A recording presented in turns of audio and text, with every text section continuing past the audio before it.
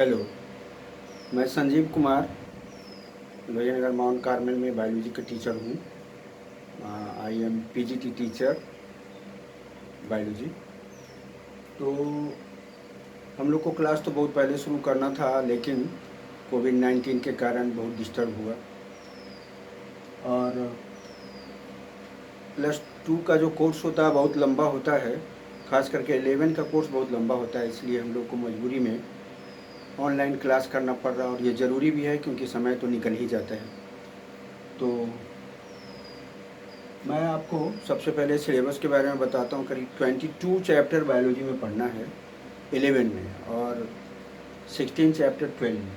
तो जितना भी बेसिक बायोलॉजी है वो आपको 11 में ही पढ़ना है। और अभी से ही अगर क्लास रेगुलर होगा तो निश्चित रूप से हम लोग का कोर्स समय पर समाप्त होगा। और ये जो बायोलॉजी क्लास है लिटरेचर का सब्जेक्ट है, तो ये ज़रूरी है कि इसका हमने पीडीएफ भी भेजा है और इसका वीडियो भी मस्ट है। तो मैं प्रत्येक टॉपिक का एक पीडीएफ भेजूंगा वीडियो के पहले, और उसके बाद सबको हम डिटेल करेंगे। तो यहाँ हमने लिखा है इंट्रोडक्शन। इंट्रोडक्शन का मतलब है कि बायोलॉजी है क्या, लाइफ साइंस ऐसे कहा जाता। ये बना हुआ है दो शब्द से, BIOS plus logos. BIOS means होता है लिविंग और लोगोस मीन्स होता है study. Study of living being is called biology. ये बायोलॉजी टर्म बहुत बाद में आया। 1801 एडी में दो साइंटिस्ट लैमार्क एंड ट्रैवेरिनस ने इसको टर्म किया। बट जो पढ़ाई है बायोलॉजी की, वो बायोलॉजी की पढ़ाई अरिस्टोटल के पढ़ाई के साथ शुरू हुआ। यानी उन्होंने ही सबसे पहले बायोलॉजी को, मॉडर्न बायोलॉजी की शुरुआत की। और वो ग्रीस है, जितने भी साइंस आप पढ़ते हैं सब ग्रीस से ही आता है, यूनान से। तो अरिस्टोटल के साथ ही बायोलॉजी की शुरुआत हुई और इनका लाइफ टाइम 383-322 BC है। मतलब इनका जन्म ये है, ये इनका डेथ है, यानी बिफोर क्राइस्ट। तो इन्होंने सबसे पहले ऑर्गेनिज्म को बांटा एनिमल एंड प्लांट्स में। एनिमल को इन्होंने फिर से बांटा दो भाग में, इनाइमा एंड इनाइमा में। प्लांट को हर्ब, सर्ब, ट्री में। इसीलिए इनको कहा जाता फादर ऑफ बायोलॉजी। लेकिन इनका ज़्यादा अध्ययन, ज़्यादा स्टडी एनिमल पे था। इन्होंने 500 एनिमल को कलेक्ट किया, हिस्टोरिया एनिमलियम बुक लिखा, 50 एनिमल को डिसेक्ट किया। इसीलिए उनको कहा जाता है फादर ऑफ जूलॉजी। और इनके जो शिष्य थे थियोफ्रेस्टस,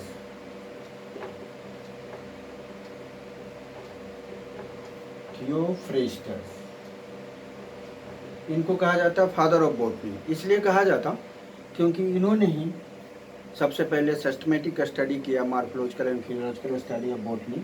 इसीलिए कहा जाता है। इन्होंने लंदन क्यू में रॉयल बोटेनिकल गार्डन को एस्टेब्लिश किया, हर्बेरियम को भी इन्होंने ही पहली बार बनाया। लेकिन यहाँ पे जो इंट्रोडक्शन की बात है कि आपको कितने चैप्टर पढ़ने हैं, तो सिलेबस ब्रांचेस की ऑफ बायोलॉजी की बात करेंगे तो दो ब्रांच तो फिक्स है, एक botany and zoology. But syllabus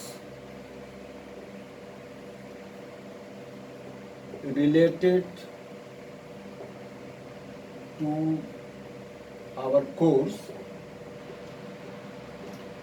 ये बहुत ज़्यादा नहीं है। दोनों 11-12 मिला करके आपको 12 चैप्टर पढ़ना है। उसमें पहला है टैक्सोनॉमी, दूसरा है मार्फोलॉजी, तीसरा है एनाटॉमी, चौथा है आपका हिस्टोलॉजी, पांचवा है साइटोलॉजी, छठा है आपका फिजियोलॉजी, सातवां है बायोकेमिस्ट्री, आठवां है जेनेटिक्स, 9वां है एवोल्यूशन, 10वां है आपका बायोटेक्नोलॉजी, टेक्नोलॉजी, 11वां है इकोलॉजी,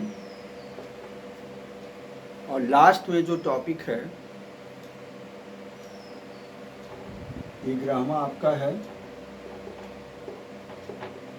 इकोलॉजी, एंड 12 जो है वो है आपका एप्लीकेशन ऑफ बायोलॉजी। तो इतने चैप्टर आपको पढ़ना है, एक एक करके सबका हम इंट्रोडक्शन दे देते हैं। आपको 11 क्लास में 1 2 3 4 5 6 7 इतना तक आपको पढ़ना है 11 क्लास में, और ये 12 क्लास में। बट यहाँ पे ब्रांचेज चूँकि करीब 150 ब्रांचेज है, उसमें आपको कम से कम 20-25 ब्रांचेज के बारे में तो जानना ही होगा। तो जैसे टैक्सोनॉमी, तो study of identification, nomenclature and classification of organism, किसी ऑर्गेनिज्म को पहचानना, उसको नाम देना, ग्रुप बनाना, उसको कहते हैं टैक्सोनॉमी। इसमें आपको पूरा प्लांट के बारे में, एनिमल के बारे में पढ़ना है। प्लांट को प्लांट टैक्सोनॉमी में, एनिमल को एनिमल टैक्सोनॉमी में पढ़ेंगे। मॉर्फोलॉजी, अगर किसी प्लांट का या एनिमल का एक्सटर्नल फीचर का स्टडी करते हैं, चाहे माइक्रोस्कोप की सहायता से करें या ना करें, तो वो कहा जाता है मॉर्फोलॉजी। और अगर प्लांट है तो प्लांट मॉर्फोलॉजी, अगर एनिमल है तो एनिमल मॉर्फोलॉजी। एनाटॉमी, जिसको हम कहते हैं इंटरनल मॉर्फोलॉजी। इट मीन्स किसी ऑर्गेनिज्म को, चाहे एनिमल हो या प्लांट हो, उसको कटिंग सेक्शन करके उसके हम अंदर वाले भाग का स्टडी करते हैं, इसीलिए इसको इंटरनल मॉर्फोलॉजी कहते हैं। अगर अंदर का भाग देखेंगे तो उसमें हमको टिश्यू, उससे भी माइन्यूट स्ट्रक्चर मिलेगा, डेट इज टिश्यू, तब उसको कहेंगे हिस्टोलॉजी। और यह हिस्टोलॉजी प्लांट का अलग होगा, एनिमल का अलग होगा, plant histology and animal histology. उससे भी माइन्यूट जाएंगे तो cytology. Cytology means study of cell and its organelles, एक सेल के अंदर क्या स्ट्रक्चर होता है उसके बारे में पढ़ना होता है। और उसके माइन्यूट जाएंगे तो आपको बायोकेमिस्ट्री यानी बायोमॉलिक्यूल्स। बट सेल के अंदर प्रोटोप्लाज्म होता है, कोई भी जीव है उसमें प्रोटोप्लाज्म है, तभी उसको हम एक लिविंग सेल कहेंगे।